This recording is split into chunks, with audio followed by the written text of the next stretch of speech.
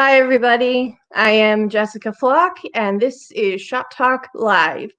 Today, we are talking to the creative team behind Natural Shocks, and we will be having a mostly, if not entirely, spoiler-free discussion. Fingers crossed. If you're watching right now live on Facebook or YouTube, you can also submit any questions you have in the comments, and we'll get to them if we can. We're also oh, sorry, I already covered that. You already know we're not doing spoilers, so why would I read that part of the script? Anyway, let's start off with me shutting up, and let's have each of our production team members introduce yourself and tell everybody your role in this production, please. Me first? You first. Okay. Hello, I am Nora Schillinger, and I play Angela in the show. I'm Zach Flock, and I am the director of this production. I'm Anna McJunkin, and I'm the assistant director. I'm Zachary Hoffman. I am the stage manager. I'm Brittany Shaw. I am running sound. And I'm Marshall Mack, and I'm running a camera. All right, so we're going to enter our sort of question and answer segment, which is basically this whole show. So, Nora, I actually want to go to you first. So, here's your challenge. Can you briefly, and avoiding spoilers, tell us what the plot of the show is? My character, Angela, is in her basement alone, waiting out a tornado. There you go. It's my literal hell on earth scenario. I hate tornadoes more than anything. So, good times. Okay, so Zach, let's go to you. This production is definitely unlike anything that Drama Shop has done before. How did it come to be? Yeah, so that's a complicated question that I'll do my best to answer shortly. But back in September, we launched our season with a special event with Pat and Kate theme, which was a live kind of variety show concert. We did a 3-camera live shoot thanks to our friends at Cam Erie, who basically came in and produced the show for us. And, creative team at Drama Shop has been really looking all year at what can we do to safely produce theater. I mean, safety has really been kind of the top consideration for every artistic decision that we've made throughout the year. And so we kind of said, that recipe, that formula that we came up with for Pat and Kate worked. Can we adapt that to a full-blown theatrical production as opposed to something original? We did Blue Bowl monologues earlier in the year, which was a hybrid of recorded pieces that were recorded on our stage and remote performances that were done live from literally all over the country. And then we followed that up with Stop Kiss, which was another remote performance.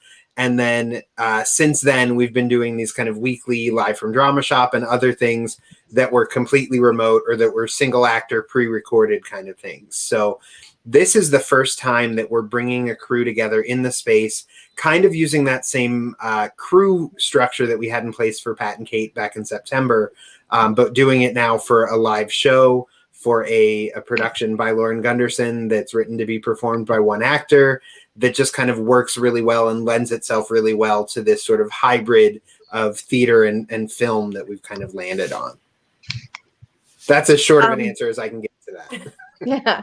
Well, you mentioned Blue Bowl monologues, and just very quickly, I wanted to say after I watched Natural Shocks and saw Nora's performance and how nuanced and just incredible it was. I can't even get into all of it. I wrote a long post about it, but basically, I just want to point out that during Blue Bowl monologues, I knew Nora as the woman parked in my driveway that I had to feed an internet cable out to because her monologue was written to be performed in a car.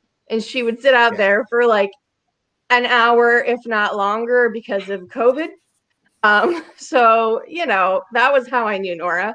And then I was like, I saw her in this show and I was like, oh, she's fantastic. I mean, she was good in Blue Bowl, but like fantastic now. So that's my little Blue Bowl Nora story. Um, And you so very you're kindly all let me use your bathroom as well. I did. She did Several get to use the times. bathroom.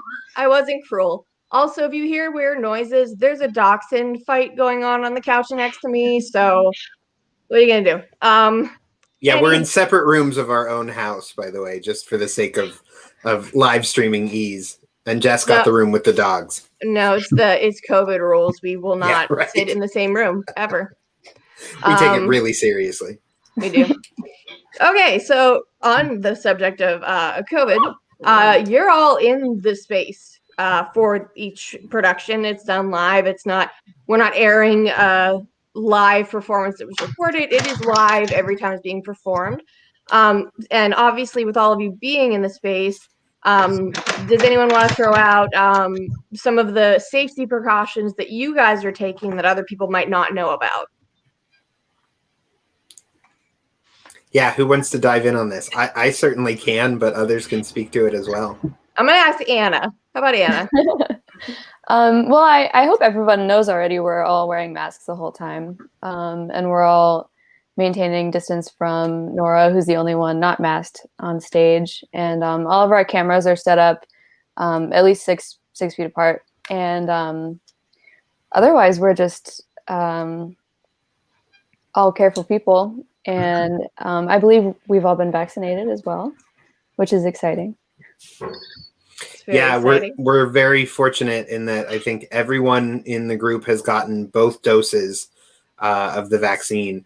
We're still wearing masks. We're still taking safety very seriously. And, you know, if need be, if we needed to swap out, I mean, hopefully, you know, part of us also only doing 5 performances was that it's a shorter run than we would normally do with a traditional main stage, so that in the unfortunate event that someone would test positive, we're able to, you know, we don't have to worry about getting through 7 performances. But obviously we would make any changes that we needed to, if we needed to, for sure, or cancel if we had to. Sure. All right. Well, Anna, since I just had you, let me put you on the spot again. So you are the assistant director. And what has this experience been like for you, being that this is so very different from a sort of what we would, in the pre-quarantine times, we would consider to be traditional theater? What has this been like for you to work on? It's funny because I really didn't even have to attend any of the virtual rehearsals that happened, because I think one of them I found out about like 20 minutes ahead of time. And the other one, I don't remember why I wasn't at that one. Something happened. But so like we started rehearsals in the space, and that was really when I got to jump in and get involved. So for me, it was like this really exciting return to something that I was always used to. We just had to cover our faces up. But otherwise, it's just been a great learning experience for me, because all my directing experience was just kind of being thrown in and sink or swim moment, I guess. So I've been learning a lot, which is really cool. Cool. That was manly. I don't know. So cool. Thank you for that. So I want to switch to an element of the production that I was frankly a little bit baffled by once it clicked in my brain that this was a thing. So this is a live 3-camera shoot, and Zach is the one that's sort of choosing which shot we're looking at, but we have the 3 people operating cameras, which is Marshall, Anna, and Zach. So Marshall, I'll start with you. Have you ever operated a camera like this before, and or what is it really like to run this show and do this very particular task? I helped out with Blue Bowl with recording, but besides that, I haven't done any degree of professional shooting or anything. So it's pretty new to me. But you know, the cameras are intuitive enough. I think the biggest thing and I mean, Anna could probably speak to this, and so could Zach, but between Anna and I, we are usually juggling. One of us is going for a medium shot and one of us is going for a close-up. So we kind of, can give options as to, you've got a wide shot and then you can, maybe see a close-up of Nora's face. And it really does allow you to get even more up close and personal than if you were in the space watching it. Just being able to zoom and cut the different shots and everything. It adds a whole different element to, when something intense is going on, you really get to appreciate, maybe some really nuanced facial expression that, if you were sitting a couple rows back, or maybe you were looking at something on the set, you might miss that if you were there in person. But, with all the close-ups and the shot options, you really kind of get to appreciate the finer points and emotions of the show. Yeah, and that was something I even mentioned to Zach. I've been watching various pointless, whatever videos on YouTube, but I found a number of channels that sort of dissect the language of film, and I was blown away to realize it's so different from theater. It's so different from like watching something happen live, and the fact that the element of the live theater and this film language that, like, I'll let Anna and Zach weigh in on a second, but I mean, I don't think any of you have extensive sort of camera ops training, and like that balance between the medium shot and the close up and kind of knowing where those fall and being kind of in tune with where Nora is and what she's doing. That was very impressive to watch. I mean, it seems like we have like pros behind the camera, quite honestly. And I'm not even saying that just to flatter you. I'm really not. I'm not that kind of girl. But it's fascinating to watch. So Anna, Zach, anything to add about operating the cameras? I'm really enjoying it.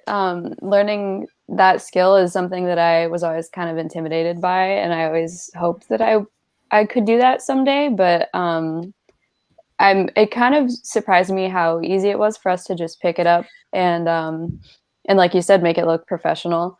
And it is really fun. We were talking before about how tiring it can be, because you need to be like mentally and physically engaged for the entire thing in a way that you don't necessarily need to be if you're just sitting back and watching the show as a director.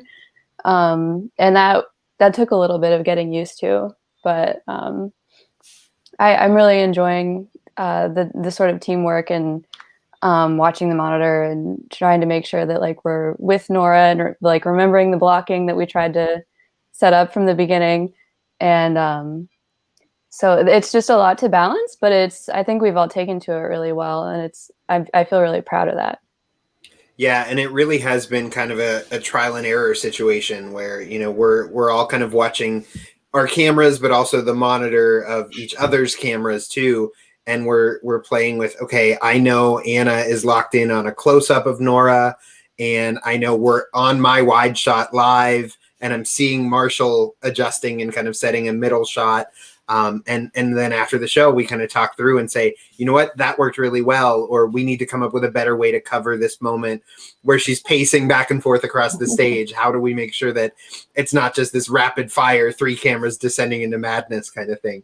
But the other thing that's cool about it is that it is live every single time. And so, as I'm mixing and choosing which camera shot to go with, I'm not following a script. Anna and Marshall are not following scripts. We're going with what looks good, and we're figuring it out. And certainly we found a rhythm, and we found certain moments where I know Marshall's going to have this particular shot ready to go when she climbs up the ladder and looks out the window. I can anticipate that, even though we haven't talked about that until literally just now, I can anticipate that Marshall's going to have that shot ready and I can cut to it just because we know the rhythm of the show at this point. That's really cool.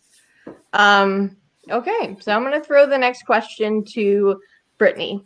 Brittany, you've obviously done tech with us before, and you've been on stage before, but I would imagine that running sound for something like this is different.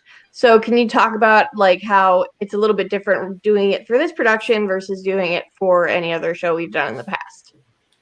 Yeah, a while back for the Humans, I ran both lights and sound, but that was being in the theater. It was basically just pushing buttons at a certain time. Now doing this recorded, it's I have my big headset on.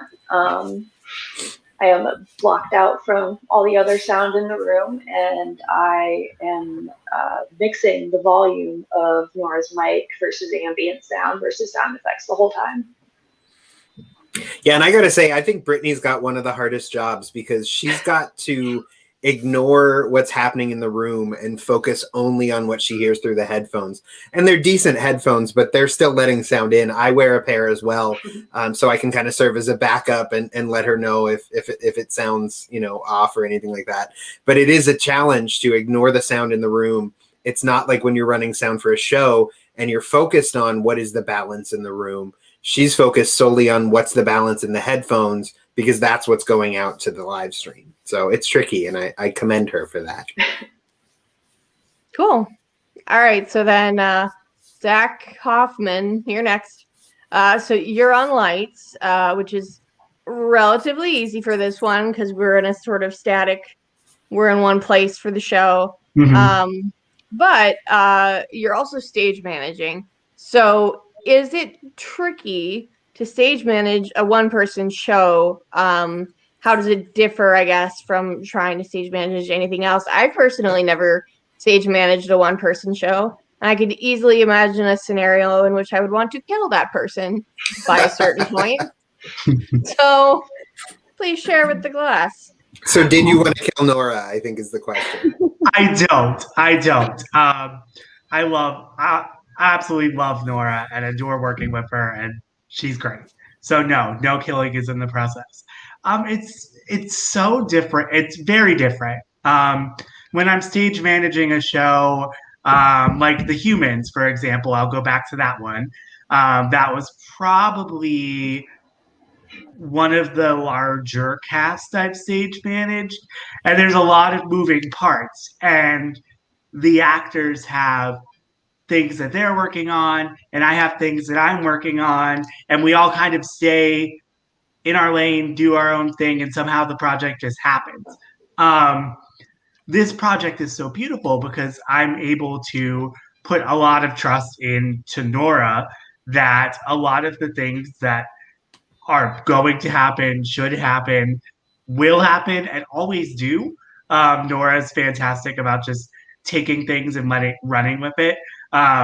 So it feels more of a collaborative process between Nora and I, whereas when it's a bigger cast, I feel like I have to make more decisions and just run with it. Whereas with Nora, I'm able to talk things out and see what works better. Cool. That check will get to you, Zach Hoffman, for all those nice things you said about me. Exactly. I knew that wasn't genuine.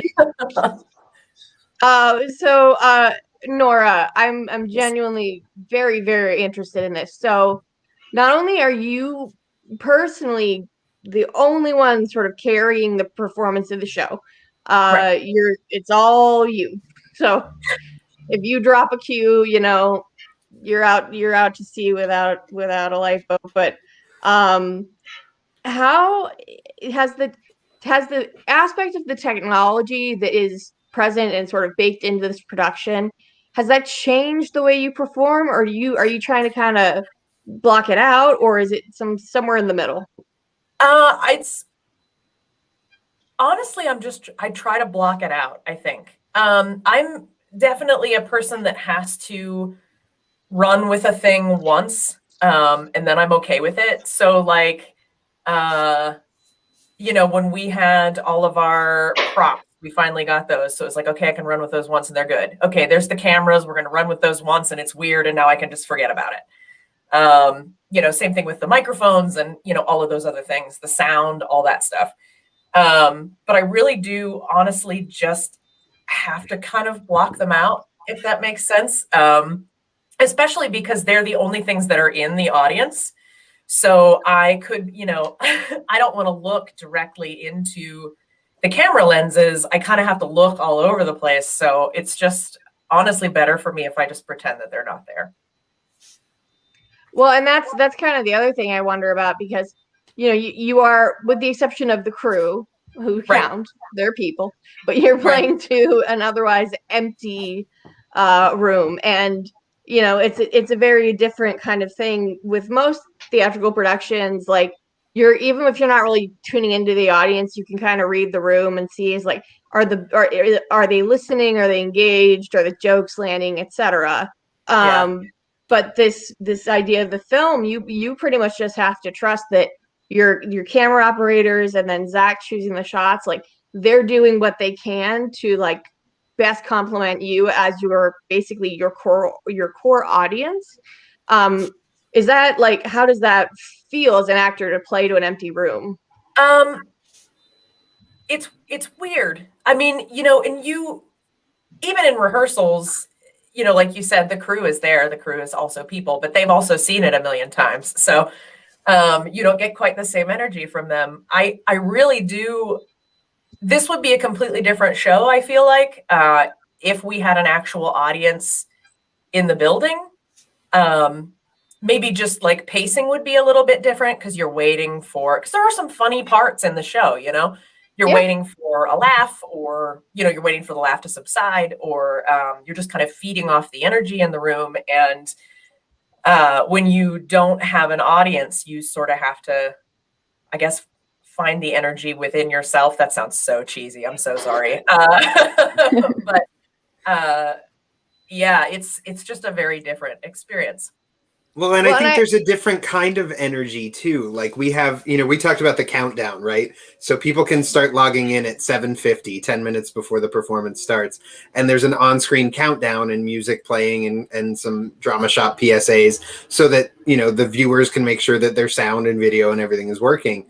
And what the kind of trade-off of that is that we are left with a countdown that we're watching as well in the theater. I almost said in the studio, because essentially it's a TV studio these days. But so there's this countdown that I think sort of builds anticipation for those of us in the space of, like, okay, we've got 5 minutes, we've got 3 minutes and 28 seconds. Like, it's very precise, and then the show starts. So I think that kind of builds its own kind of energy that sort of replaces, to the extent that it can, the energy of that kind of in-house audience. Well, and I guess, like, in a way, in a very sort of distant way, this is a distant cousin of the experience of kind of doing, like, Shakespeare in the Park, where it's like some people might be sitting there to watch it, and then some people are jogging and they'll stop, like, and look at it for 5 minutes, or, like, whatever. Maybe sometimes they stay, but you can have people sort of popping, in and out. I guess less so with this production, perhaps, because it's, you purchase a ticket for this one, but but they could show up at any time, and it's not like, oh, we have to wait to seat you. Like, no, just come in. But yeah, it's a very different kind of thing. And of course, Nora, once the show's going, you have no idea if there's 10 people watching, if there's 50 people, like, you have no idea. Right. So that's got Only to be I a little know. bit, yeah, it's got to be a little bit stressful. And it's also, but this is another thing to your credit, Nora, because it is such an engaging, and it is written to be a very energetic, kind of captivating show. It's very much a sort of this vibe of, like, look at this, you're going to follow me, like, follow me while I explain this, I'm going to show you all these things. And you do that extremely well, even though you're not talking to anybody in that space. And I know that even in rehearsals I've directed, where there's a bit of that fourth wall breaking in the show, like, for example, Five Lesbians Eating a Quiche. That one was tricky to rehearse at times because there's nobody there. So when bodies were in seats, it was kind of like, ooh, they're looking at me. You know what I mean? Like, it shifted the other way. So that's credit to you that you can carry and continue to supply this energy to an empty room, basically. At a level that weirdly works both in the theater and on camera, which I don't know how you strike that balance, Nora. I don't know if you're trying to or not, but it happens. I don't know, man. Well, it's incredible to watch. And if anybody's watching this and you have not yet got a ticket for one of the remaining performances, just go do it. You're not going to regret it. It's not going to be like, oh, I wasted my money on this. Do it. Netflix, Hulu, all that will be there later, but this won't. So just go buy a ticket. All right, so let's talk a little bit more about the tech side of things. So Marshall, you helped with the set quite a bit. And I know that there is one very kind of unique aspect of the set that I'll let you talk about, but was this kind of a typical build, or did you have to shift some things in anticipation of this being, filmed live for an audience? Well, it is interesting because when you're making something for an audience that's going to sit 20, 30 feet away from it, versus, you're going to be filming it, you have to think about how things play on camera, specifically with a lot of the painting, and a couple other things, matching colors and making things look the way we wanted to. It was, we're used to kind of, okay, let's get our lights set and then see how it looks. And if we need to touch up paint, cool. And with the cameras, it's kind of, you can only predict that so much. The other thing is too, like we already talked about with those medium and close shots, you're getting a detailed view of certain things that you really wouldn't get if you were there. So there are certain little nuances like, things you see on a shelf or in the background or something like that, that if you were sitting in our theater, you might gloss over it, or you might just kind of not even notice it there. But maybe there's a close-up of Nora at a funny moment and you see something over her shoulder, or and there's just certain little bits of realism in there. And I don't know how much we want to go into that special thing about the set. I'm cool with it. I'm cool. Okay, with it. It makes it a little bit more work. It is interesting for us because Nora takes some let me say artistic liberties with the walls of the basement. So we have to do a little bit of touch-up painting after every show. But it's very cool. I like it a lot. I think it plays really well on camera. And I mean, from jump, when we talked about it, I was like, that's really cool. And just every time we do it, I'm so happy with the creative choices we made. I'm so happy that it works well. And I'm really proud of it. It's a simple thing theoretically, but that it works and that it works so well. I'm really proud of that. Yeah, and the one specific that Marshall was talking about too, with things that suddenly appear in close-ups that you have to be mindful of on camera that you wouldn't have otherwise. I'll mention the example of the paint cans. When there's a particular shot where we noticed Nora sitting, and these paint cans that are in the background became really like prominent features. So we now have made it a point that every night we make sure that the back of the label is what faces the camera, where it's very small print as opposed to the big label. It's not because the brand didn't pay us for sponsorship or anything like that, although maybe that would have changed our decision. But it just became like a scene about whatever the brand of paint was, because that was the dominant thing in the frame. So, we made some adjustments to the dressing of the set, knowing that props that might fade into the background of an in-house audience are suddenly very dominant when you point a camera to them. What I remember seeing a post going into Tech Week where you guys were still looking for this one very, very particular prop that was like a 1991 copy of Fishing and it's like some 2008 Field and Stream. Field and Stream 2001. 2001. And I was like, who cares? Who's looking that close? And I remembered, the camera's like right up in there, so. Shout out to J.R. Fabin for making us a 2001 Field and Stream. It's so weird that we didn't know anybody with one. I'm sure we do, but you got to dig, right? It's so our vibe. I told my mom if it had been a 2001 People magazine, she would have been my first call. So. Right next to her couch. Yeah, she'll have that. So Zach, I know that you sort of slowly mixed in the crew members due to the safety precautions over the course of the production. Can you kind of talk us through how you went about sort of prioritizing and then safely bringing in everybody? Yeah, well, I mean, it just kind of sort of worked out that Anna joined a couple rehearsals in. I think she mentioned like there was a scheduling conflict, something like that. But so we did our first couple Zoom rehearsals that were just me and Nora. And then once we were in the theater, Anna joined us. And then we didn't have, oh, my mom's watching.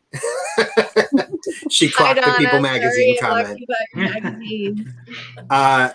Anyway, so then it started with just me, Nora, Anna in the space. And then, as we were getting closer to opening and Nora was at a point where she was comfortable dropping the book, which I have to say she started doing very early on. But we wanted to bring in Zach Hoffman as the stage manager at that point so that he could be on book and Anna and I could actually watch the show rather than having our heads in the script the whole time. So that was really useful, and that happened a couple weeks before Tech Week. Then when we moved into Tech Week, that's when we added Brittany and Marshall, and first just so they could watch the show rather than being thrown in and having to run a camera or run sound without having seen it at all. So we waited until Tech Week to bring them in. So it wasn't until, I think, Marshall, was it Tuesday of Tech Week that you joined us?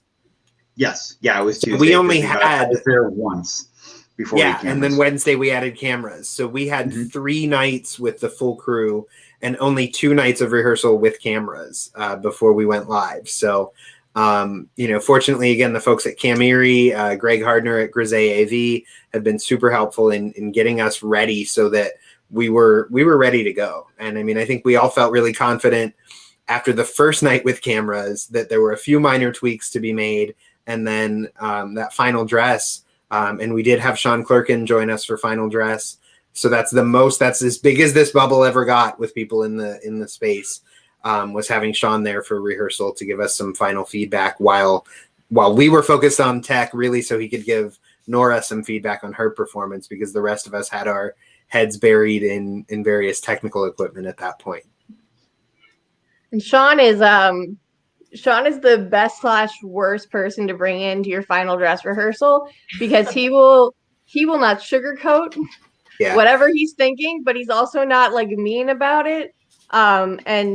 Just to go off on a quick tangent, when I directed Bloody Bloody Andrew Jackson, which it's a musical. If you're not familiar, it's very rough around the edges, pop punk, like it's not polished, it's not pretty. And I ended up having to be in it because I didn't have literally enough bodies because everybody was doing Shrek at the Playhouse. Yeah. And Sean came to our final dress, and at intermission, I bounded out from backstage and like eagerly hopped up into a seat and was like, "So what do you think?" And he like very nicely was like, "I like it. It reminds me of Glee." And I like I like had an aneurysm. I was like, "Oh my God." And I went backstage and just made a fool of myself to my cast. I was like, "If you wanted to do Shrek, that's down the street. Cut it out." And then as Act 2 started, I went on stage as it was starting and I yelled to Tony Gresley in the booth, "No more blackouts, cut the blackouts." And when I walked backstage and my cast is all staring at me, I threw my hands in the air and said, "Figure it out." And they did. And it worked out great. But Sean is a tricky one. Sean, had really complimentary things to say about the performance and about Nora in particular. There was one moment, and I won't spoil this, but there was one moment that he, had some, I don't want to say issues. I think that's too strong a word, but he questioned whether or not it was the right decision. And it was frankly a moment in the show that I think we all had been struggling with, that we didn't quite feel like we had landed the right way to do it yet. And so we talked through it with Sean and laid out some of the other things that we had considered doing with that moment. And that was final dress. So it was before opening. Yeah. So literally before the opening performance, we rehearsed it, after call on opening night and changed it up and came up with a better solution, which I think was necessary. And so, kudos to all of you for rolling with it. And thanks to Sean for, questioning a decision, and for all of you for being willing to change it and not feeling like just because we're at final dress, we're locked in. If something isn't quite working, let's get it right. Let's make it work. Yep. I think that was I think he gave voice to things that we were all kind of thinking, and like him saying it to us was kind of like, okay, yeah, that's all we need. We just needed someone with an outside perspective to say, what's going on there? And we all, yeah. So it was, I think that was and it wasn't a huge change. So, but it was a good one, I think. Yeah, just kind of helped us hit the mark that we were like slightly missing on a particular moment. So thank you, Sean. Sean's very good. You hit the bullseye on that. Yeah. So this is something I actually want to hear from all of you individually. Don't all talk at once about. So you're all in the theater while this is happening. So you're not watching the live stream of each show with us, but I know that during Tech Week you did watch the live stream to kind of see that everything was working as it should. And kind of on that note, what would you say to people who at this point are tired of watching a live stream theatrical performance? And let's start with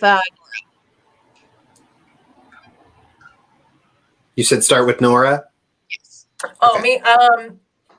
Well, I think that, well, to start off with, I don't watch any of those that they recorded just to check the cameras and stuff. I decided that I wasn't going to do that for my own sanity. And then Zach said, Nora, you know you're not supposed to watch those, right? And I said, bingo. I wouldn't recommend it. Just as a performer, I wouldn't want to watch myself. So, yeah. I think what makes this different is just the sort of 3-camera aspect of it. The fact that you're not just watching, camera pointed at stage, bunch of people. You are watching, I think, 3 cameras work together to pick up on, sorry, cat, the nuance, different things that are going on, picking up on different facial expressions. So sorry. It's a much more exciting, I think, way to watch. Well, not more exciting. It's an exciting way to watch theater if you have to stream it, I guess. Yeah. Plus, I just think I love this play. I think it is incredibly well written. I love the subject. I love the character. She's a lot like me in a number of ways, especially with the way that she talks, which helped with memorization. But yeah, I just think this is a great show. And I think, not to take more money, but it benefits from you watching it twice. So, get 2 tickets. It's true. We got 3 more shows. You're fine. All right, Zach, you're up next. What do you think? Yeah. I would kind of echo what Nora said. I mean, it's almost a misnomer to call it theater. And I know theater is what we do, but I think we put a lot of effort and attention literally from day one into thinking, how does this look on camera? How does this translate from inside our theater to on the screen that someone's watching it on? So, I hate to call it live stream theater because I think that has taken on a sort of negative connotation. I think people expect it to be boring, frankly. I think people expect it to be, not a very dynamic, like just a flat camera pointed at a screen or at a stage. And, it's much more than that. It's much more visually interesting than that. I'm a visual director to begin with. So I kind of felt like having these tools to use, I didn't feel like I was fighting it. I felt like it was just a new kind of set of tools in my arsenal to help tell a story. Anna? I'm going to be honest. I really, really don't enjoy watching live stream theater. I've been like the professional recordings of like Broadway shows and stuff, and I've watched those and enjoyed it because that's like as close as I'm ever going to get. But otherwise, I have watched a lot of community stuff or like stuff that I knew about because of people that I like went to college with or something. And I just, the magic of it is like being in the room with everyone else. And like when you lose that, because it's not the same as like a full-on film production or something. It does kind of get boring, or like you're more likely to be distracted by whatever else you have going on in your house. And like, I don't know, it was really, there was something missing for me. But when we started doing this, that kind of changed, because I hadn't seen something that was so strongly character driven with multiple cameras. So it sort of changed my perspective on virtual theater, because I think if you're going to do it, this is like the best course of action to take. Like fewer characters, smaller scale, so that you can invest more of your resources in the quality of the production you're doing. Yeah, so I'm really happy with this one. And if I can just jump in on that and add one thing to it, I for example, just watched Angels in America, the National Theater production on their streaming service, and I don't think it was filmed very well. I'm sure it's a fantastic production, but to me, it didn't translate in the same way that something like Hamilton, where they put a lot of attention and recorded multiple performances, some without an audience, and pieced it all together so that they could do a lot of dynamic camera work.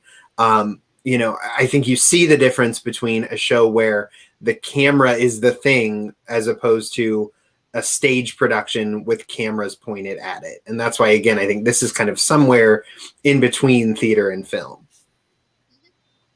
How about you, Marshall? I would probably echo a lot of what's already been said. With regard to, I watched our streaming stuff and some other local stuff. And I think the big thing that Anna hit on is the fact that it is a one-person show. I think when you're watching, live stream theater, you're always kind of wondering, what am I missing?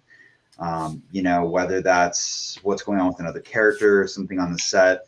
And the fact that it's a one-person show, it kind of lends itself, because we don't have to worry about missing something with our cameras. We follow Nora, and the set's pretty static except when she's interacting with it, whether she's, maybe filming with a pen or something, or playing with dice, or picking up that old copy of Field and Stream. We don't really have to decide. We follow her, and then we just get some different angles, some different visuals.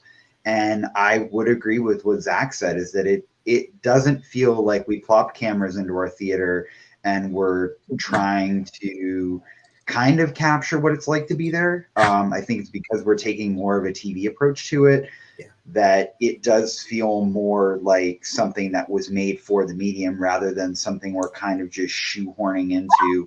Well, we can't have people in the theater, so we'll just do the best we can. There's a certain intentionality to the way we're doing it that it translates well. And even the one playback I watched a couple chunks of, I think it was our final dress when we were just reviewing it back. We see the camera angles, and we've got one eye on our camera and then one eye on our monitor, and I'll be looking, okay, cool, I've got this medium shot and I'm tracking Nora right now, and Anna's going for this next shot. It's going to be a little bit more up close and personal to pick up maybe something she's going to say in a couple sentences. It tracks really well, and I'm really proud of what we've done. And when I watched the playback, that rehearsal, I was like, wow, just seeing how the shots mix in and how we intercut. The jumps don't feel weird or awkward. It feels like it's where you would probably be following visually if you were in the theater. Yeah. Brittany, how about you? How are you feeling about, live stream theater as you think of it versus what this production does? I think it was Anna that mentioned part of what is missing from a lot of live streams is kind of the experience of being in the theater. And one thing I really love with this is the cameras are set up physically in the theater seats. So, you get kind of as much as you possibly could the experience of actually being there in the theater, as opposed to just the static cameras, which I think is kind of neat. Yeah. All right, Zach Hoffman, anything to add? Yeah, I mean, like everybody said, this show is absolutely wonderful. There are so many great things happening, from tech to sound to camera work to things on stage. I mean, there's so many great things happening during this show, and everybody's working together to make it work. So even just to buy a ticket to watch that is beautiful and quite frankly worth the money. Do it. But I also just think that virtual theater has really kind of pushed the envelope of what theater is, and it's kind of given us a whole different perspective on it, and we've been able to bring film into things, which has been really, really cool to see. I personally don't know why I'm not tired of it, but I'm not. I'm enjoying it. I'm here for the ride. But yeah, definitely see this production is absolutely wonderful. Definitely see it. Well, I think, Zach, part of why you hopefully are not sick of it is because we have really chosen to like lean into innovation, right? Like, let's find new ways of doing it. And, if you look at where we were a year ago, literally a year ago this week, we were opening Silent Sky on Zoom with all the actors remote. And that was literally out of necessity, right? It was, what do we have to do to get this show out to an audience? Whereas, fast forward a year later, we're able, I think, to flex our creative muscles a little bit, to draw on all the things that we've learned from all of the productions we've done. Literally, not just, shows, but Live from Drama Shop, the weekly talk show. I've learned lessons about sound from being in the theater by myself and having my microphone not work, so we have a backup mic ready to go. Should Nora's mic cut out, just different things like that. Or, learning that not to set the lights at full where we normally would for an in-person show, because when you point the cameras at it, suddenly it's going to be really washed out. So lights are typically at 50 or 60% rather than at full. Just little things like that we've learned over the past year that I think with each production we've done, we've gotten better at it, and we've gotten, more creative with it. And I don't think we would have taken on a full length show like this if we didn't feel like we could handle it and like we had a unique perspective, and if we had the tools in order to do it justice and do it adequately. Yeah, I mean, I think that those are all salient points, and if anybody watching this is feeling burnt out on the concept of a live stream theater production, just two things. First of all, know that eventually this will end. God willing, if everybody does what they need to do, this will end and we will be able to get back into a theater together watching a show the way that we would like to be doing this. But in the meantime, since we're not quite there yet, this particular production lends itself extremely well to the format, and every single element of it, I've seen it now, and I was honestly so affected by it that like once it was over, I kind of just sat there for like at least like 5 minutes, just kind of like staring blankly at my wall. Like I just had to keep like there was so much going on in my brain. I had to like just let it simmer for a minute. It's so engaging. It's so interesting. The crew, everybody is doing a phenomenal job in terms of like the lighting, the sound, the cameras, the shots that are being chosen. Everybody's carrying the weight of this production, and Nora's doing a phenomenally. I can't speak highly enough of her performance. If you know Elena Manchester, Yeah. within 30 seconds of watching Nora, I was like, she's Elena. Oh no. Elena 2.0. I don't know. This is how they're the same person, but like that like sort of magnetic presence that Elena tends to have. Nora, you have it in spades, and it's just That's so fascinating. incredible compliment. It's just incredible. It really is. Yeah, that's an incredible compliment. Thank you very, very much. You're welcome, and I mean that truly and honestly. She's one of my dearest friends. Like, and I hold her in such high regard. I would not compare I can't think of another person off the top of my head that I would be like, yeah, that's like Elena level good. But yeah, no, it was just something about you and this performance and the show. It all just worked together so very well. On that, so that's, if you're burnt out on live stream theater, this is not what you're thinking of in terms of we stick a camera in the back of an auditorium and you're just getting one wide shot the whole time and you're like, this looks like crap, it's all blurry. That's not what this is. It is worth the price of the ticket, and it's worth your time. So I know it's hard with kids and pets, as we've proven throughout this broadcast, but I would encourage you strongly to set aside the time, get a ticket, get a glass of wine or something.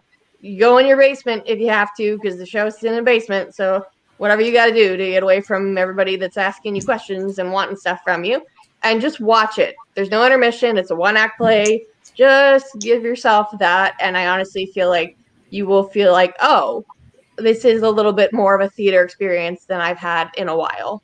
Yeah. So with that, Zach, I'm actually going to let you take over for a second because Eleanor is so I'm going to go get that.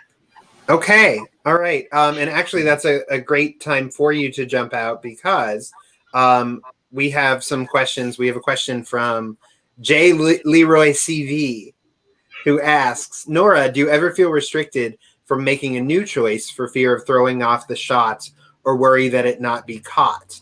That's the first part of the question. We'll go to that first.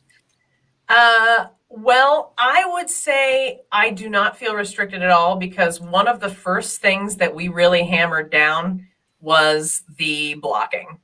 And I really think that as far as, my movement around the stage, my movements are pretty well set in stone. During this part, I'm here. During this part, I'm here.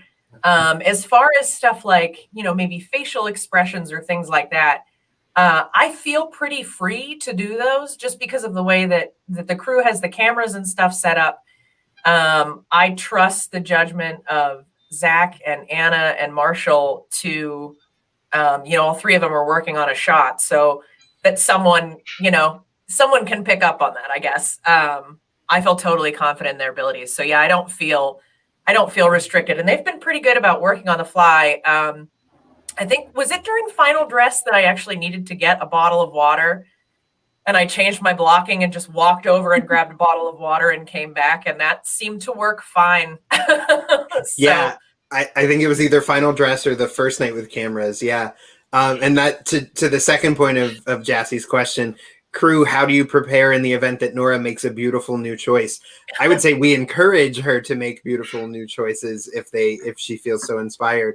And part of why we don't have a filming script where we're, locked into this camera on this particular moment.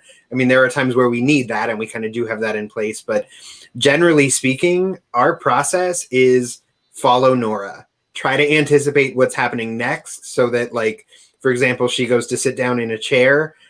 We don't want the camera to have to like suddenly tilt down and drop when she sits in the chair. So anticipate things like that. But generally speaking, the three of us are just kind of, following her and doing our best to vary our shots so that what's on my camera is not the same as what's on Marshall's or what's on Anna's camera.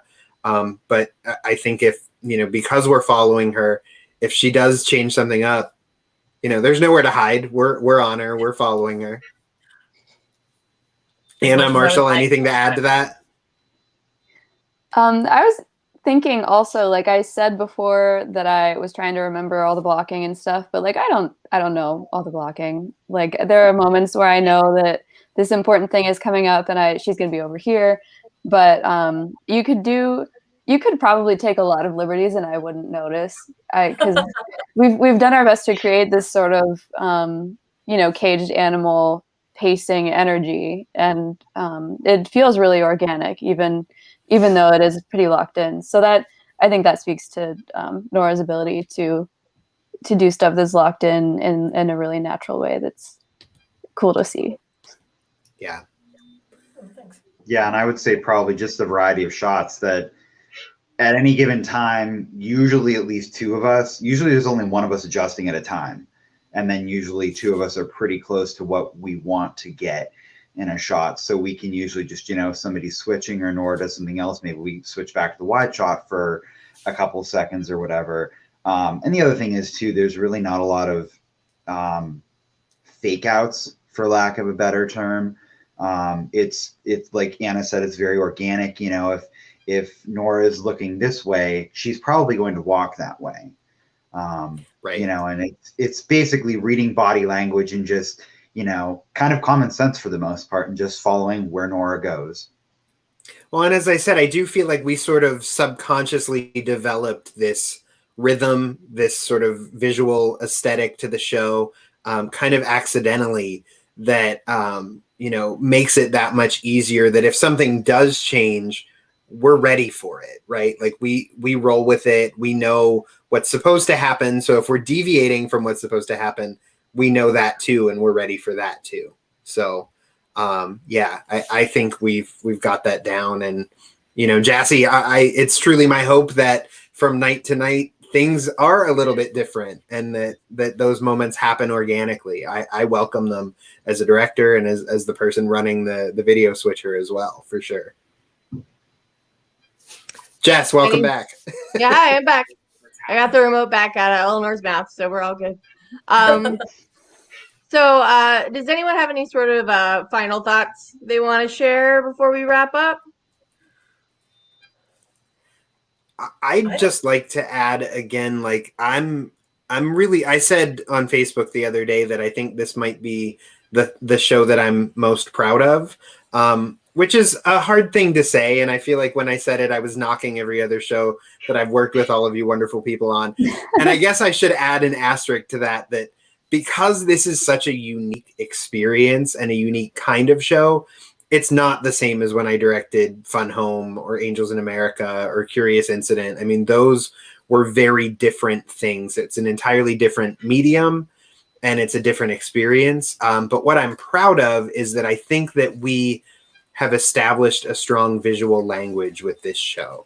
And that to me is really exciting, that, as a visual director, as a visual artist, I'm really proud of how those pieces come together. And as artistic director, I'm proud of the collaboration. We talked about how integral every single person, and this is why I wanted every single person from the crew to be a part of this conversation.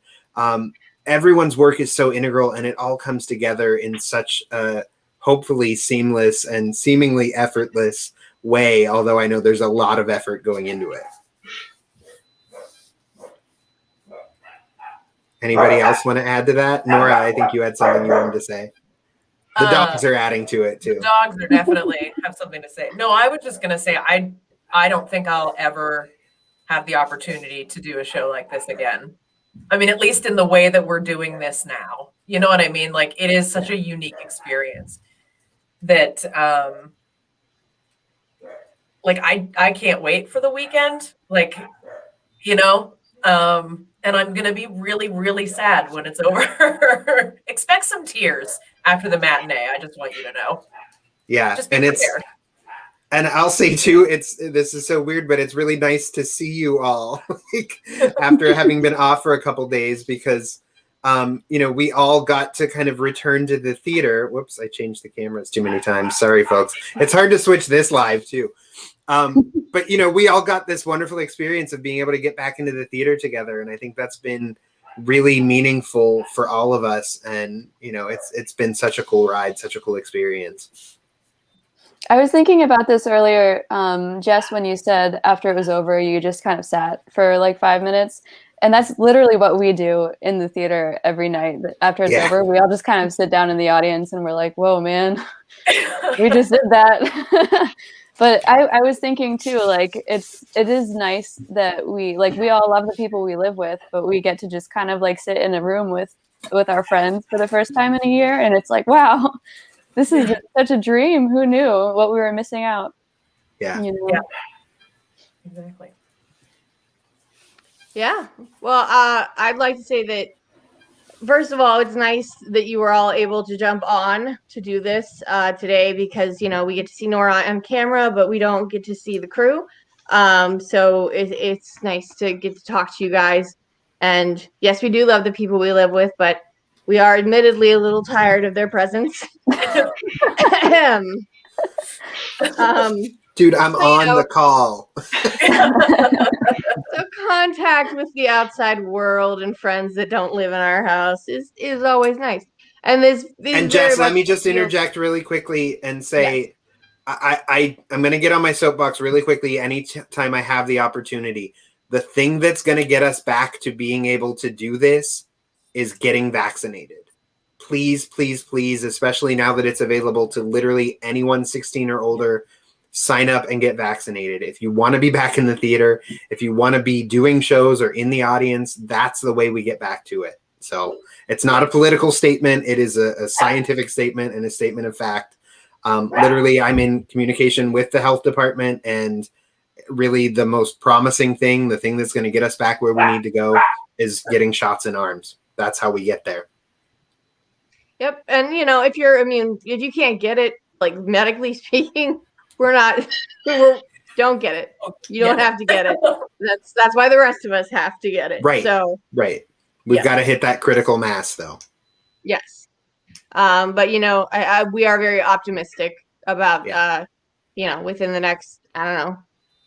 I don't want to put a time frame on it because God knows what's going to happen, but we're optimistic. And I mean, this group of folks right here, we're all fully vaccinated, which is wonderful. And so we just need more people that can't get the vaccine. Just please get the vaccine. Yeah. And, even though the second one might be a little bit of a rough day for you, you're going to feel a little tired, but it'll be worth it. It's better than COVID. So I thank you all for actually getting the shots and for jumping on this call. It's very nice to see you guys. So I'm gonna just plug the remainder of our show. So Natural Shocks does continue this weekend, April 23rd and 24th at 8 p.m. and then at April 25th at 2 p.m. So that one's a matinee performance. And tickets are available right now at dramashop.org, or if you get confused, message the Facebook page. We'll get you to where you need to be to buy tickets. And thank you to the cast and crew of Natural Shocks. I'm Jess Flock. My dogs are noisy, and I'm sorry. And this has been Shop Talk Live, and I'm going to throw it to Zach. All right, folks. Thank you all. Cast and crew, thank you for joining us tonight. And all of you at home, thanks for watching. Thank you for your continued support of Drama Shop. And that's a wrap for Shop Talk Live. Good night, everybody. Good night. Thank you. Good night. See ya.